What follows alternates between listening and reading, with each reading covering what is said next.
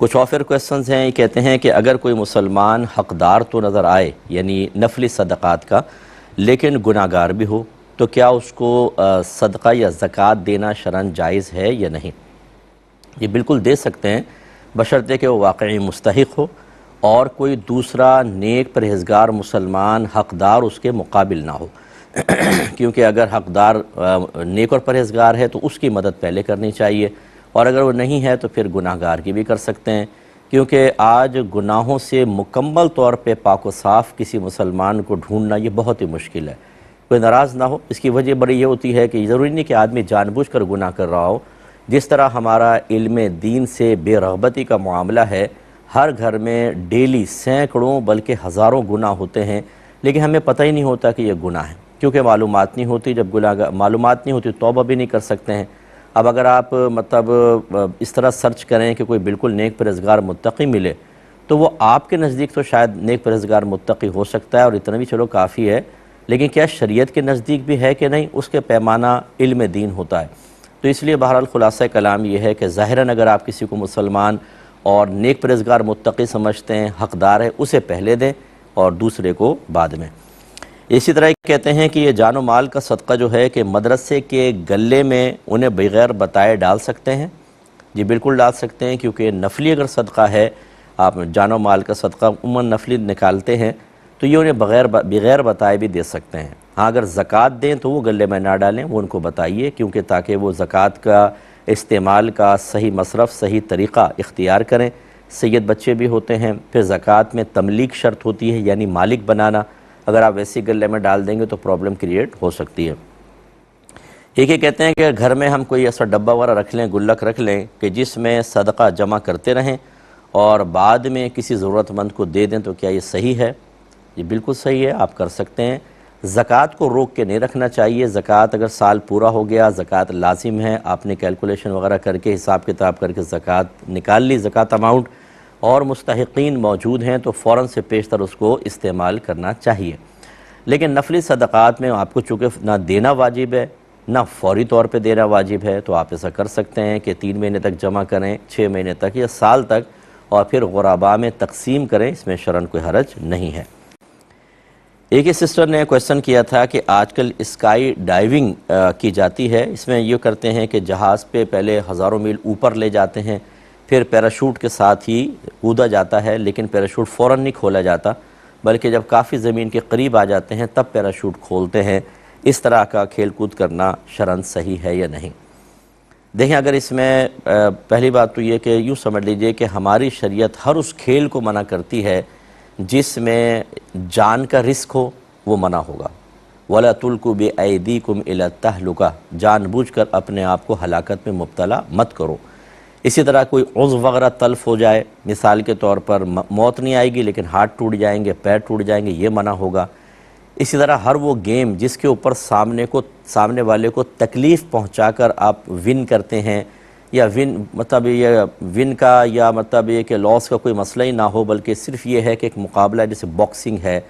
اگر آپ باقاعدہ مقابلہ کر رہے ہیں، اس میں تو سامنے والے کو ناک آؤٹ ہی کرنا ہوتا ہے اور چہرے پہ خاص طور پہ مارنا ہوتا ہے، یا جسم کے ایسے حصے پر گردے پہ مارتے ہیں یا پسلیوں پہ مارتے ہیں تاکہ انسان ہرٹ ہو اور وہ شکست کھائے۔ اس قسم کے تمام کھیل منع ہوتے ہیں۔ اب اس میں اسکائی ڈائیونگ کے اندر بھی یہ ہوتا ہے بعض اوقات پرابلم کہ پیراشوٹ ہی نہیں کھلتا اور کتنوں کی موت ہو جاتی ہے، ہاتھ پاؤں ٹوٹ جاتے ہیں، جان سے بھی مر جاتے ہیں، لہذا اس طرح کے کھیلوں کو شریعت منع کرے گی۔ ہاں اگر کوئی بہت ہی ماہر ہیں اور کسی اچھے مقصد کے لیے، کہ بعض اوقات ایسا ہوتا ہے کہ اس کام کو کسی اچھے مقاصد کے لیے بھی استعمال کر سکتے ہیں، ملکی دفاع کے لیے، دیگر چیزوں کے لیے، اور اس میں پیراشوٹ ایسا ہو کہ وہ کھلے گا بھی، بہترین قسم کا ہو، اور یعنی اگر نقصانات ہوئے ہیں، حادثات ہوئے ہیں، ان کے ریشو بہت ہی کم ہے، تو اچھے مقاصد اچھے نیت کے ساتھ کر سکتے ہیں، لیکن صرف کھیل کود کی نیت سے، صرف ایڈونچر پسند ہونے کی ایک عارفیت کے لیے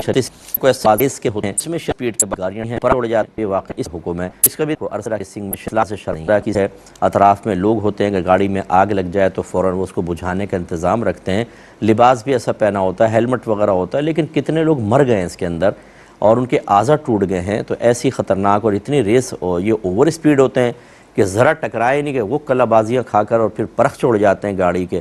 تو اس لیے اس طرح کے کھیل کو بھی شریعت منع کرے گی۔ اب کوئی اس پر یہ نہ کہے کہ یار مذہب دیکھیں ہماری زندگیوں کو تنگ کر رہا ہے، منع کر رہا ہے، ایسا نہیں ہے۔ جن کے بچے مرے ہیں نا ان سے جا کر ذرا پوچھیں۔ میں نے ایک لڑکے کو غسل دیا تھا جو موٹر سائیکل ریس کے اندر وہ ٹکرا گیا تھا، نیچے گرا، اس کا سر جا کے فٹ پاتھ پہ لگا اور اس کے جسم کے اعضاء، بس میں نے کیسے غسل دیا تھا یہ میں ہی جانتا ہوں، اس کی پسلیاں ٹوٹ گئی تھیں، اس کے ران کی ہڈی ٹوٹ گئی تھی، اس کے سر بریک ہو گیا تھا بالکل۔ تو اب وہ ان ماں باپ سے پوچھئے کہ جن پر یہ قیامت ٹوٹ پڑتی ہے۔ تو اس طرح کی چیزیں جب مطلب یہ کہ آپ کسی کے بچے کو، اپنے بچے کو کبھی کر کے دیکھیں گے آپ، مائیں ہمیشہ منع کریں گی۔ اس لیے شریعت نے بالکل، ہماری شریعت بہترین شریعت ہے، وہ اس طرح کی چیزوں کو منع کرتی ہے کہ جس میں انسانی جان چلی جائے اور بیکار کام کے لیے، صرف تھوڑے پیسے کے لیے یا خالی مطلب ایڈونچر کے لیے یا کسی کو نیچا دکھانے کے لیے، نو، شریعت اس کو پسند نہیں کرتی۔ ایسی بہن نے فرمایا کہ پہاڑ کی چوٹیاں سر کرنا کیسا ہے، یہ تیسرا ان کا کویسچن تھا، اس پر میں پہلے بھی کلام کر چکا ہوں۔ یہ بھی بہت خطرناک ہوتا ہے اور تمام تر احتیاطوں کے باوجود ماہر ترین لوگوں کو یہ دیکھا ہے کہ وہ گر کر مر گئے ہیں اور پتہ بھی نہیں چلا لاشیں کہاں چلی گئیں، کیونکہ وہ اتنے کھائی میں گرتے ہیں، برف باری ہو رہی ہوتی ہے، دب جاتے ہیں اور معلوم ہی نہیں ہوتا، لہٰذا اس قسم کے کھیلوں کو شریعت منع کرے گی۔ ایک بہن نے ارشاد فرمایا کہ کیا عورتیں شوہر کے ساتھ بازار گاڑی میں بیٹھ کر جا سکتی ہیں؟ بعض لوگ اس کو شدت سے منع کرتے ہیں اور بعض جائز کہتے ہیں۔ دیکھیں جو منع کرتے ہیں یقیناً ایک ویلڈ ریزن ہوگی کہ بے پردہ گھر سے نکلنا، ایسے بازار میں جہاں مردوں عورتوں کو بہت زیادہ اختلاط ہو کہ چلتے ہوئے جسم ٹچ کرنے سے بھی نہیں بچ سکتا آدمی، بعض ایسی گلیاں پتلی اور رش اتنا کثیر ہوتا ہے، یقینی سی بات ہے کہ فتن کا باعث ہے بہت زیادہ۔ ایسے مقامات پہ تو ہماری بہنوں کو جانے میں بالکل اجتناب کرنا چاہیے، اور منع کرنے والے کا یہی مقصود ہوگا کہ بے پردہ گھر سے نکلنا اور اس طرح اور بلا ضرورت نکلنا۔ ایسی چیزیں جو مرد بھی خرید کے لا سکتے ہیں، خواہ عورتیں خریدنے کے لیے نکلیں، یہ ایک الگ چیز ہوتی ہے۔ اور ایک ہوتی ہے کہ عورت باپردہ طریقے سے نکلے، محرم ساتھ ہو، گاڑی میں جا رہے ہیں، بازار میں اس طرح مردوں عورتوں کا جسمانی اختلاط بھی یا مطلب ٹچنگ وغیرہ کے مسائل بھی نہ ہوں، اور خاص طور پر چیز ایسی خریدنی ہو کہ مرد اگر جائے گا تو وہ لٹ کر آئے گا، دھوکہ کھائے گا۔ ہم تو نہیں خرید سکتے عورتوں کے کپڑے، سے ہی بات ہے کہ بعض اوقات 60,000 قیمت بتاتے ہیں اور 15,000 میں دے دیتے ہیں۔ آپ اندازہ کریں شادی کے جوڑے جو یہ سجے ہوئے ہوتے ہیں اور کڑھے ہوئے ہوتے ہیں، میری تو عقل حیران ہو گئی جب مجھے کسی نے یہ بتایا۔ تو یہ عورتیں ہی کر سکتی ہیں بھائی، یہ مرد نہیں کر سکتے ہیں، اور دیگر چیزوں کی خریداری، ان کے ریٹ وغیرہ اکثر عورتیں جانتی ہیں۔ اگر ایسی صورتحال ہو کہ قیودات شرعیہ کا لحاظ کریں، پھر اس کو منع کرنا یہ بیجا ہے۔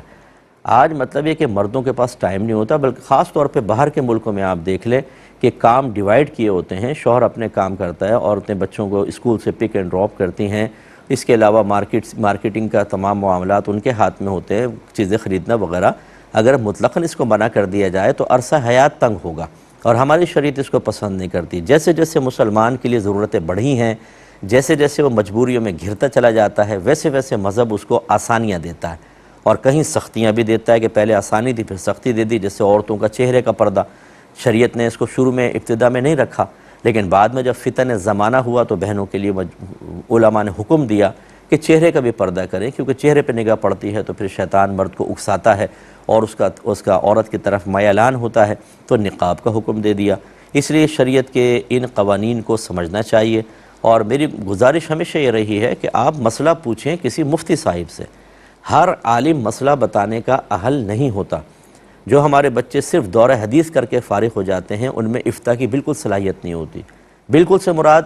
تعلیمی اعتبار سے کہ جو ہمارا سلیبس ہے اس اعتبار سے، وہ اپنی ذاتی محنت سے وہ انہوں نے ترقی کر لی ہو، کسی مفتی صاحب سے فتویٰ نویسی سیکھی ہو، ان کی تربیت میں ساتھ ساتھ رہے ہوں، میں اس کی بات نہیں کر رہا ہوں۔ جو عام ہمارا مروجہ جو سلیبس ہے اور جس طریقے سے ہمارے بچے دارالعلوموں میں پڑھ رہے ہیں، اگر وہ باقاعدہ تخصص فی الفقہ نہیں کرتے، جس کو افتاء کورس کہتے ہیں، تو انہیں کبھی فقہ میں مہارت حاصل نہیں ہو سکتی۔ اب ہوتا یہ ہے کہ دورہ حدیث کرنے کے بعد، ڈگری لینے کے بعد، آپ انہیں اپنے مسجد میں امام مقرر کر لیتے ہیں، اور وہ اپنے دائرے سے آگے بڑھتے ہیں۔ ان کی ایک لمٹ ہوتی ہے، وہ وہاں تک مسئلے بتا سکتے ہیں، لیکن پھر وہ ہر مسئلے پر کلام کر رہے ہوتے ہیں، اور اس سے خرابیاں پیدا ہوتی ہیں، اور یہ خرابی پیدا کرنے والے ہم لوگ ہوتے ہیں۔ دیندار کو بھی اس پہ توجہ کرنی چاہیے۔ ایک